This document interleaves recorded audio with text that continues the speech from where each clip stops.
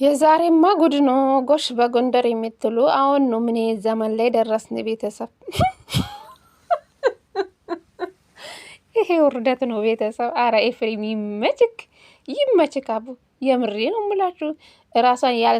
ራሷን ያላስከበረች ሴት መጨረሻ ይሄ ነው። የምሬ ነው ምላችሁ። እኔ ምላችሁ ምናምናሽ ነው የምትመጪ? ቆይ ኤፍሬም ትላንትና ቤትሽ መጥቶሽ ራቡሾሽ የወጣ ልጅ ዛሬ እሱ ጭቅጭቅ ናፍቆሽ ነው እንጂ የመጣሹ። የምር አንቺ የተጎዳሽ ሴት ነው የምትመሲ አንቺ። በፍጹም የፍቅር ፊትም የለሽም፣ የአብርሽ ፍቅርም የለሽም። ስጀመር ማለት ነው ፊክ ነው ፊክ። የምን ፍቅር ይዟት ነው ቤተሰብ? ይሄ እኮ የሄርሜላ ፍቅር እኮ ፍቅር ሳይሆነ በሽታ ነው እምላችሁ ብዙ ጊዜ። ለዛ እኮ ነው እቺ ከአብርሽ የምር ፍቅር ይዟት ነው። አሁንም በአብርሽ ተስፋ እንዳልቆረጠችው ነው ስትናገር የነበረችው ማለት። ነገም ዛሬም አብርሽ የኔ ነው፣ በሱ መቼም ተስፋ አልቆርጡም። አሁን ላይ ከራሱ ጋር አይደለም፣ ወደ ራሱ ሲመለስ ደግሞ የኔ ይሆናል። አንቺ ጅል ነሽ። በቃ እሱ አንዴ ውጪ ይልሻል፣ አንዴ እንደዚህ ሆኝ ይልሻል፣ መልሰሽ ትቀበላለሽ። አንቺ ምንድነሽ? አዲስ ህይወት አትጀምሪም? ቤተሰቦችን አታስከብሪም? ራስሽን አታስከብሪም? አረ በጣም ነው የምታስጠይ። እግዚአብሔር ይሄ ውርደት እኮ ነው ቤተሰብ። ምንድን ነው የምንማረው ከነዚህ? የምሬ ነው የምላችሁ። ሰላም ሰላም፣ ጤና ይስጥልኝ ውድና የተከበራችሁ ቤተሰብ እንዴት ናችሁልኝ? ደህና ናችሁ? የኔ ደህና ነኝ አለው ፈጣሪ ይመስገን ብያለሁ የኔ ውዶች ማለት ነው። እንግዲህ በአዲስ ቪዲዮ መጥቼላችኋለሁ።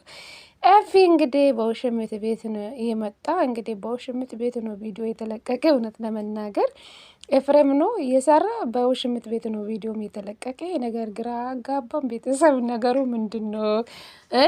የምሬ ነው የምላችሁ። ኤፍሬም እንግዲህ በጣም ታምራለሽ፣ ቆንጆዬ ነሽ፣ ሙሉ ሰውነት አለሽ። ይህን የመሰለ ሰውነት ይዘሽ እንዴት ባለትዳር ወንድ ትመኛለሽ? አብርሽ እኮ ያለ አሁን ከሩታ ጋር ነው። የሩታን ሰውነት የነካካ ነው። አንቺ ለምንድን ነው ከአብርሽም ተስፋ ማትቆርጭ? በእናትሽ ፊትሽን ስጭኝ ልስምሽ አላት።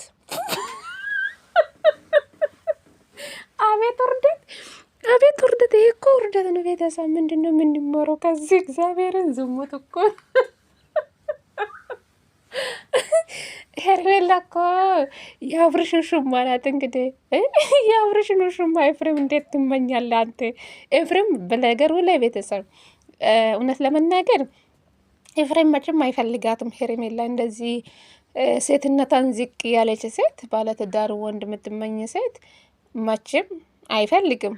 እኔ መጨረሻ ቪዲዮ እስከ መጨረሻ ማየቴ ጠቀመኝ። እኔ እውነት መስሎኝ ነበር። እንዴት ኤፍሬም የወንድሙን ፍቅረኛ እንዴት ይመኛል? እቺ ፍቅረኛ ሳትሆን እኮ ውሽማ ናት ሄርሜላ ማለት ነው።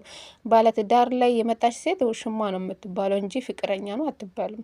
እንዴት ነው የአብርሽን ውሽማ ኤፍሬም እንዴት ይመኛል እያልኩ ነበር ቤተሰብ። በጣም እኮ ነው የሚያሳፍረው። ለካ መጨረሻ እስከ መጨረሻ ሲያይ ጠቀመኝ ማለት ነው። ያው እሷን ለመናደድ እንደሆነ ነው ቪዲዮ እየተሰራ ማለት ነው። ትላንትና እሷ ቤት ሂጄ ነበረ፣ ጥፋተኛ ነበርኩ። እሷ ቤት መሄዴ ጥፋተኛ ነኝ።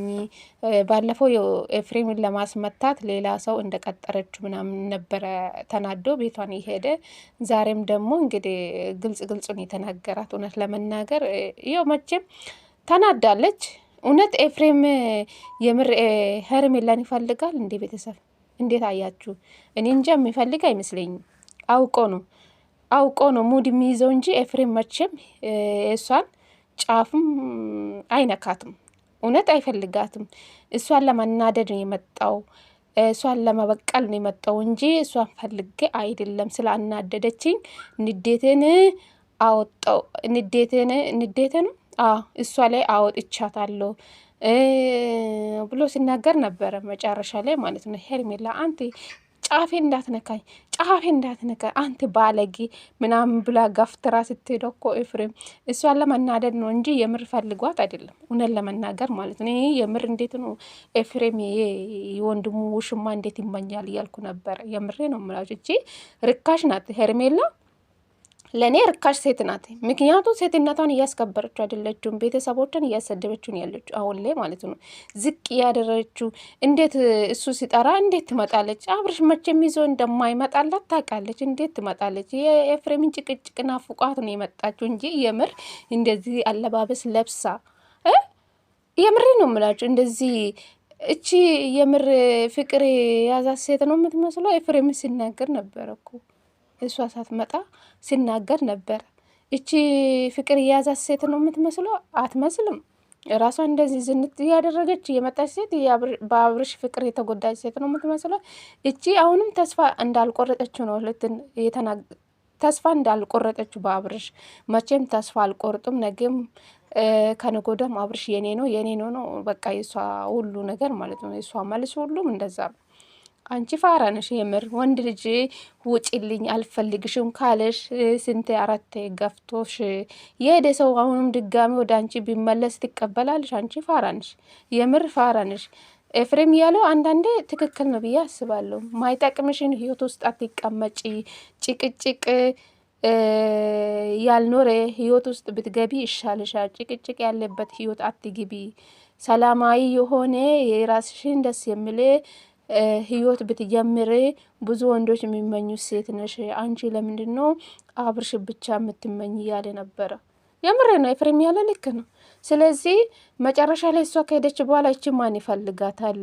ሴትነቷን ዝቅ ያደረገች ሴት ማን ይፈልጋታል? ማንም ወንድ አይፈልጋትም ያለ ነበረ ኤፍሬም ማለት ነው። እሷን ለመናደድ ነው እንጂ የምር